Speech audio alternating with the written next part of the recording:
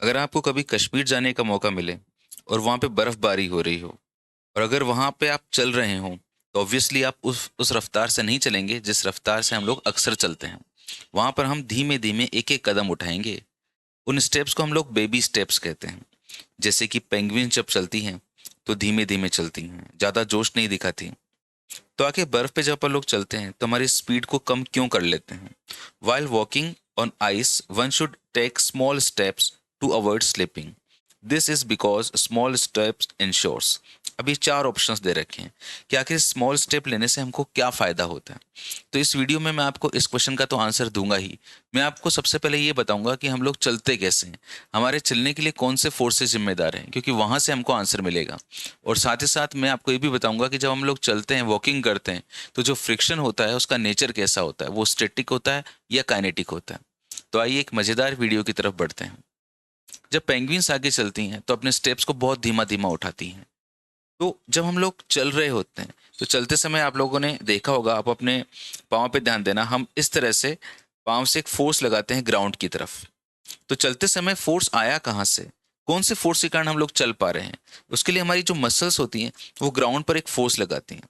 चलो इसको समझने के लिए हम लोग एक काम करते हैं कि जैसे ऐसे मान लेते हैं कि ये एक रोड है, और इस रोड पर आपने आपका पाँव रखा, जैसे इस डायग्राम के अंदर दिखा रखा है। ओके, इस तरह से हम हमारे पाँव से जमीन को पुश करते हैं, ऐसे फोर्स लगाते हैं। जैसे ही हम लोग ग्राउंड पे फोर्स लगाएंगे तो ग्राउंड क्या करेगा, इसकी रिएक्शन करेगा। ग्राउंड इसको रिएक्ट करता। जब ग्राउंड रिएक्ट करेगा तो जितना फोर्स हमने लगाया है उतना ही फोर्स ग्राउंड वापस हमारे पे लगाएगा। अब ये मैं एक लाइन ले लेता हूं जो ग्राउंड के परपेंडिकुलर है, और मैंने देखा कि मैंने जो फोर्स लगाया है वो ग्राउंड से थीटा एंगल पे लगाया है। तो अगर ये एंगल थीटा है तो ये भी थीटा है। ओके, तो हमने जो फोर्स लगाया है वो थीटा एंगल पे लगाया है, ऐसे ग्राउंड के साथ में। तो ग्राउंड ने भी रिएक्शन इस तरह से कर दिया। अगर मैं इस रिएक्शन को आर लिख दूं तो इस रिएक्शन की वैल्यू इस एफ के बराबर है। आप जितना ज्यादा ये फोर्स लगाओगे उतना ही ज्यादा रिएक्शन लगेगा।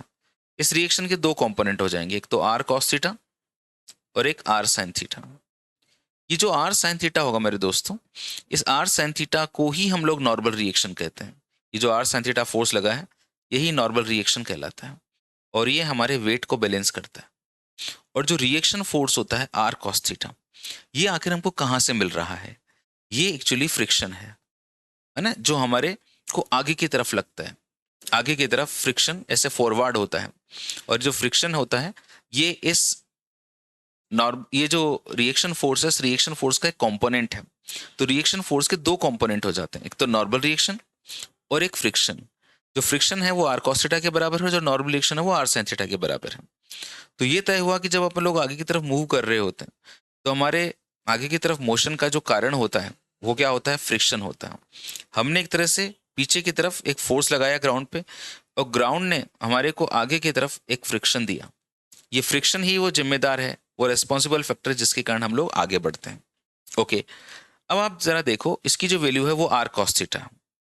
अच्छा, अब जब मैं इस फ्रिक्शन की बात करता हूँ तो मेरे दिमाग में ये भी आता है कि यार इस फ्रिक्शन का नेचर कैसा है, वो स्टैटिक है या फिर काइनेटिक है? बताइए क्या लगता है आपको? मैं आपको बताने जा रहा हूँ कि ये जो फ्रिक्शन होता है इसका नेचर स्टैटिक नेचर होता है।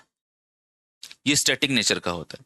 स्टैटिक होने का ये फायदा होता है कि जैसे आपको पता है कि दो टाइप के फ्रिक्शन होते हैं, एक तो स्टैटिक और एक काइनेटिक। जो अगर हम लोग एक ब्लॉक लें और उस ब्लॉक के ऊपर फोर्सेस लगाते जाएं तो शुरू शुरू में तो ब्लॉक मूव नहीं करता है। ये अगर मैं एक्सटर्नल फोर्स लगाऊं और यहाँ पे फ्रिक्शन देखूं तो मैं देखता हूँ जब मैं ब्लॉक पे फोर्स लगाता हूँ तो फ्रिक्शन और फोर्स का अगर ग्राफ ड्रॉ किया जाए तो ऐसा स्ट्रेट लाइन में ग्राफ आता है। तो ये बताता है कि अगर ब्लॉक रुका हुआ है, जब तक ब्लॉक रुका हुआ है तब मैं जैसे जैसे उस पर फोर्स लगाता हूँ, और अगर ब्लॉक आगे की तरफ मूव नहीं कर रहा है इसका मतलब फ्रिक्शन भी इस एफ के बराबर होता जा रहा है। ये जो फ्रिक्शन जो सेल्फ एडजस्टिंग होता है, एक्सटर्नल फोर्स के अकॉर्डिंग खुद को एडजस्ट कर लेता है, उसे हम लोग स्टैटिक फ्रिक्शन कहते हैं। स्टैटिक फ्रिक्शन सेल्फ एडजस्टिंग होता है। ओके, स्टैटिक फ्रिक्शन म्यू की वैल्यू पे या नॉर्मल रिएक्शन की वैल्यू पे डिपेंड नहीं करता, ये एफ की वैल्यू पे डिपेंड करता है। लेकिन जो मैक्सिमम स्टैटिक फ्रिक्शन होता है उसको हम लोग लिमिटिंग फ्रिक्शन कहते हैं, और लिमिटिंग फ्रिक्शन जो होता है वो म्यू इंटू एन होता है। और फिर उसके बाद में फिर जब बॉडी मोशन करने लग जाती है तो काइनेटिक फ्रिक्शन आ जाता है, वो म्यू के इंटू एन हो जाता है। तो काइनेटिक फ्रिक्शन और लिमिटिंग फ्रिक्शन ये नॉर्मल रिएक्शन पे डिपेंड करते हैं, और कोफिशिएंट ऑफ लिमिटिंग फ्रिक्शन पे और कोफिशिएंट ऑफ काइनेटिक फ्रिक्शन पे डिपेंड करते हैं। लेकिन जो स्टैटिक फ्रिक्शन होता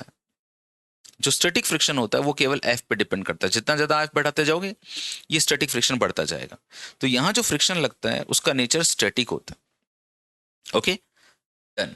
अभी एक्सटर्नल फोर्स पे डिपेंड करता है, और इस एफ की जो वैल्यू है वो किसके बराबर है, आर कॉस थीटा। आर है जो हमने एफर्ट लगाया, और कॉस थीटा है ये जो एंगल बनेगा। अब जब हम लोग मूव कर रहे होते हैं आगे की तरफ, जब मैं पेंगुइन्स की अगर मैं बात करता हूँ, तो जब ये पेंगुइन मूव करेगी तो आप देखो कि इन जनरल जो अपन लोग चलते हैं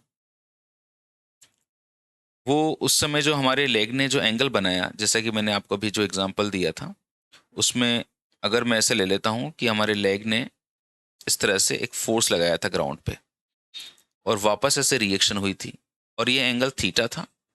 इस रिएक्शन का ये जो कंपोनेंट है आर कॉस थीटा, ये क्या बना था, हमारा फ्रिक्शन बना था। अब हमें क्वेश्चन में ये पूछा गया कि जब हम लोग बेबी स्टेप्स लेते हैं, छोटे छोटे स्टेप्स लेते हैं आइस पे, तो हमारी जो टांगे होती हैं, जो हमारे लेग्स होते हैं, वो ऐसे किसी एंगल पे नहीं होते, बल्कि हम हमारे लेग्स को ऐसे सीधा रखते हैं। देखो जैसे पेंगुइन्स के ये लेग्स हैं, ऐसा सीधा रखने से क्या होता है, ये ऐसे रहते हैं, है ना। तो उससे क्या होता है, थीटा की वैल्यू इंक्रीज हो जाती है। तो आप अपना पाँव ऐसे रखेंगे तो आपका जो थीटा है वो इंक्रीज हो जाएगा। जब थीटा इंक्रीज होता है, और मान लीजिए कि मैंने एफर्ट उतना ही लगाया है, आर में मैंने कोई चीज़ नहीं किया, मैं देख रहा हूँ कि मेरे लेग्स को जब मैं बेबी स्टेप्स लेता हूँ तो थीटा बढ़ जाता है, क्योंकि थीटा मैं ग्राउंड के साथ मेजर कर रहा हूँ। तो कॉस थीटा का जो ग्राफ होता है थीटा के साथ, वो कैसा होता है, कुछ ऐसा, कि जैसे जैसे हम लोग 0 से 90 डिग्री की तरफ जाते हैं, वैसे वैसे कॉस थीटा की वैल्यू डिक्रीज होती जाती है। अगर कॉस थीटा डिक्रीज होगा, अगर कॉस थीटा आपने कम कर दिया, तो फ्रिक्शन की वैल्यू भी कम हो जाएगी, क्योंकि जो फ्रिक्शन है वो स्टैटिक फ्रिक्शन है।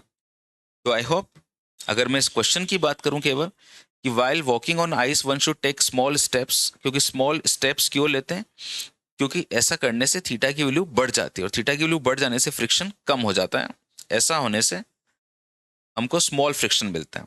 अगर फ्रिक्शन कम होगा तो आगे की तरफ स्लिप होने के चांसेस कम हो जाएंगे, लेकिन अगर फ्रिक्शन ज़्यादा हो गया तो फिर अपन लोग आगे की तरफ गिर जाएंगे। ओके, अगर ये पेंगुइन जो है वो गिर जाएगी। अब बात आती है कि दूसरे ऑप्शंस पे बात करें, तो लार्जर फ्रिक्शन तो हमारा गलत आंसर हो जाएगा, क्योंकि smaller friction is correct answer. ऐसा करने से क्या अपन को लार्ज नॉर्मल फोर्स मिलता है। देखो स्टैटिक फ्रिक्शन का नॉर्मल रिएक्शन से कोई भी कनेक्शन नहीं होता। स्मॉलर नॉर्मल मतलब नॉर्मल रिएक्शन चाहे कम हो ज़्यादा हो, इसका बेबी स्टेप्स पे कोई फर्क नहीं होता है। जो स्मॉल स्टेप्स अपन लोग आइस पे उठाते हैं उस पर नॉर्मल रिएक्शन इफेक्ट नहीं करता है, केवल फ्रिक्शन का एक इंपॉर्टेंट रोल होता है। जब अपन लोग चलते हैं नॉर्मली, जब चल रहे हैं तो फ्रिक्शन आगे की तरफ लग रहा है, लेकिन क्या होता है जो आइस की लेयर बन जाती है चलते समय, उस समय ये फ्रिक्शन की वैल्यू नॉर्मल फ्रिक्शन की तुलना में कम हो जाता है। आई होप आपको आपके क्वेश्चन का आंसर मिला होगा। इन पेंगुइन्स को अपनी ज़िंदगी बढ़िया से जीने दो, सबका अपने अपने जीने का अधिकार होता है, और कहते हैं ज़िंदगी में चलना भी ऐसे ही चाहिए। मतलब आप मेहनत करते जाओ, थोड़ी थोड़ी, धीमे धीमे, होले होले, एक दिन आप सरवाइव जरूर करेंगे। Okay, thank you so much. Keep connected with APG की दुनिया, ये आपकी दुनिया है।